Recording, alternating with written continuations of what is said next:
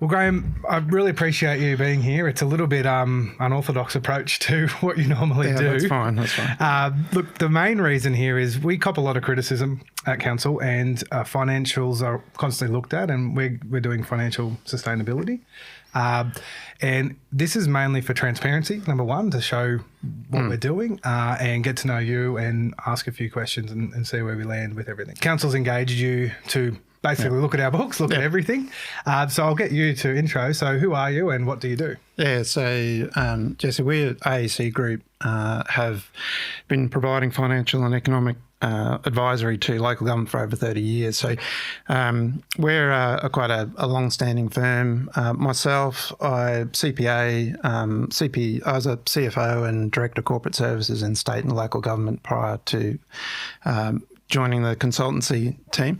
In a nutshell, we are the experienced sort of local government finance professionals who now really enjoy coming out to the beautiful areas like the Wingecarribee area and providing our advice to you on financial sustainability. Cool. And I sort of call it, and it might be too abbreviated, but tear back the bonnet and have a look at everything. So, so I guess, is that a blunt way of putting it? Yeah, that's essentially what the idea is? Yeah, no, it's a great way. What is financial sustainability to you in the context of a council? Yeah, so there's a lot of definitions of financial sustainability out there, but I bring it back to the core of it, of what it means. Financial sustainability for me means local government being able to continue to provide the services and the infrastructure that a community needs to support the lifestyles and the living standards that the community wants. And that's an engagement process with the community because they may want things, but they can't afford it. So there's a discussion to have with the community around financial sustainability and what is an affordable living standards that the council can provide. There's a couple of things that are implicit in that definition. One is that the council's providing efficient services and the services are effective. So yeah, providing efficient, effective services, and you're hitting the marks for what the community needs for their lifestyle and their living standards. Then I think you're home and host in terms of the financial sustainability point. You do also need to meet your statutory responsibilities, and that means hitting those financial indicators, which are an indication of whether you're financially sustainable or not. Okay. And is everybody different, or is there a main crux of a reason why councils fall behind? Like, why do we find that every year it seems like 10 or 15 councils are going for a rate rise or reducing costs? Like, why is it? What's happening? Yeah, look, I think, Jesse, there's not too many councils that fall into a bad financial position because of one decision that's made. There are some examples out there, and they tend to be those large investment decisions that go wrong, and the council has to recover from one bad decision. But in my view, it's a bit like a frog boiling in the water that's slowly the temperature's going up. Slowly, that frog gets boiled, and so I think the financial sustainability of councils are a bit like that, in that it's a multiple of decisions that are made, little decisions, we'll give some discounts here and well, how about this year we don't go the full rate peg, we just increase 2%, not 2.5%. I can understand councils coming on board, wanting to promise the community new infrastructure and new assets, so those things come on board too. So councils want to do the right thing for the community, but the community can't always afford those things. So there's a stack of decisions I think that are made along the way that ultimately end up in a financial sustainability problem. And I think that also it's hard for councillors to make the decision to go down this path and raise rates when it's small things. It's easier to push that problem away to future councils to do it. So it takes some fortitude and some guts of a council to go down this path early on, which is what needs to happen. You intervene early and avoid a larger problem down the track. Yeah, okay. So my next question, I guess, is self-answerable. It's when should a council worry? But you're sort of, you should be on top of it all the time, and it like you're boiling a frog, so it's not a day where you go, we're in trouble. Is there? I mean, in this infrastructure gap we talk about, that seems to be like a looming monster under the bed. It's ever growing. It sort of just comes along. It's not like a day where you go, oh, we're in trouble. Is your experience? Yeah, so in terms of when you should worry, I'm sure the CFO has many nights in a year that they worry. But the when a council should worry, really, there's two things. I'd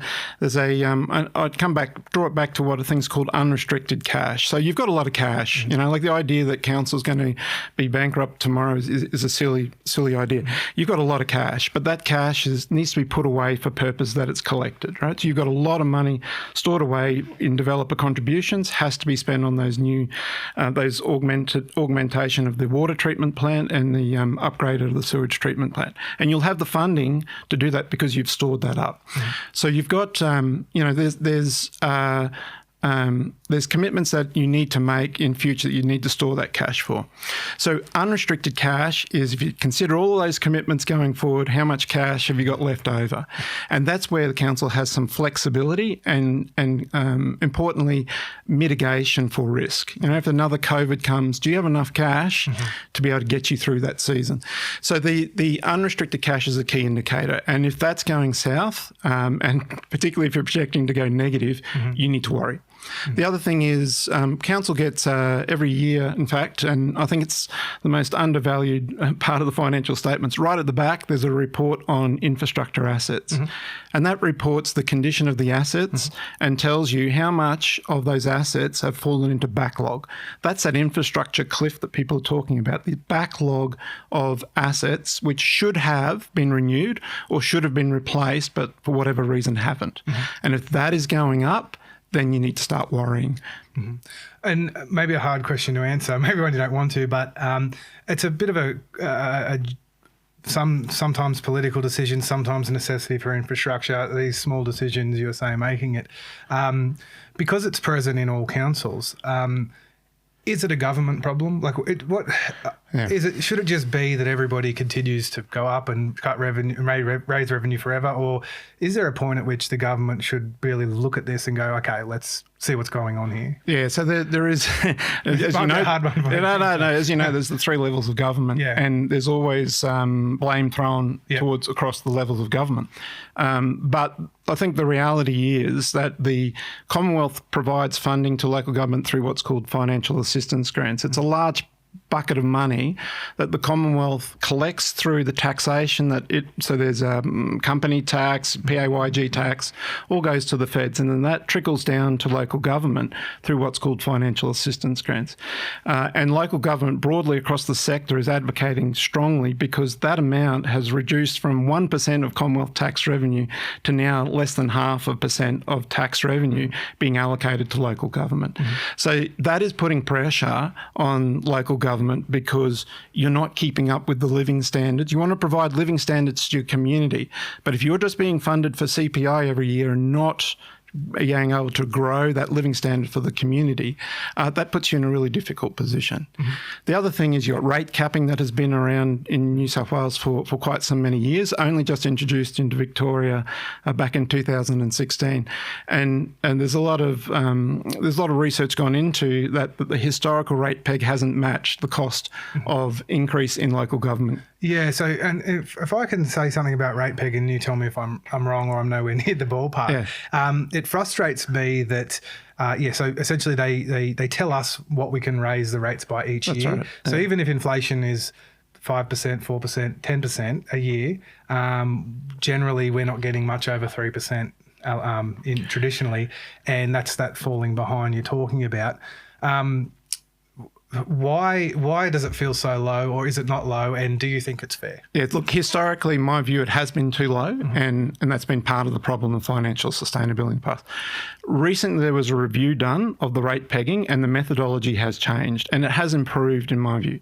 So what they've done is they've introduced a population growth factor into it, so you get a little bit more in the rate for population growth, and they've also changed the bucket of local government services that are calculated calculated for the different types of council. So they have improved. So I think that is an improvement. And I think we need to acknowledge that that's a good thing for the state to have done, is to change that methodology of the rate peg. And hopefully what that means is that really does more closely match the increase in local government costs, which is different to CPI. CPI is a household consumption goods, a basket of goods that a household would consume. That's very different to local government. And as you appreciate, the more rural and regional that local government gets, the more costly those services become, the less providers you've got to reseal your roads and to do some of the other contracted services. So they get very expensive in regional areas. And so you can see these costs growing more than what the rate peg was set. And look, slightly off topic, but it's something that burns at me. I see some councils when I'm looking and researching, and they seem like they'll claim that they're doing massive amounts on roads, right? But they will get huge borrowings for infrastructure that will leave a fairly big, because not many people borrow to reseal roads. They'll borrow heaps of infrastructure that I would argue we would pay for with cash. And then they go and say, look at our massive spending on roads. And to me, I see this as borrowing to fix roads around about in the corner. Like, does that make sense what I'm saying? And what do you think about that? Yeah, so borrowings traditionally in local government have been adverse to using borrowings. So a private company would usually use borrowings, particularly where they want to grow their company. They'll go out and borrow. They'll get the infrastructure in place that they need to be able to grow the business, for what they need. And look, really, growth councils are no different. They do also borrow to put the infrastructure on ground, and the rates will come later. Build it and they will come, sort of approach. So the difficulty is when you don't have that growth and you haven't got the rate revenue coming through for borrowings, then it becomes a tougher decision. There are some instances where we do suggest that councils look at borrowings. One thing, because you haven't got the cash to be able to afford to, and your assets are in such a bad state, they do need to be dealt with. You haven't got the cash.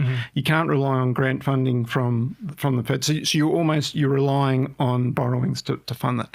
There's also a cost benefit analysis to it. So, it's about $3,000 a day to send a road crew out. And if that road crew is going out to a road to pothole, to reseal, to fix that road up quite often, it actually can be a cost benefit to get borrowings, treat the road so that the maintenance crews don't have to attend there so frequently to fix potholes and cracks.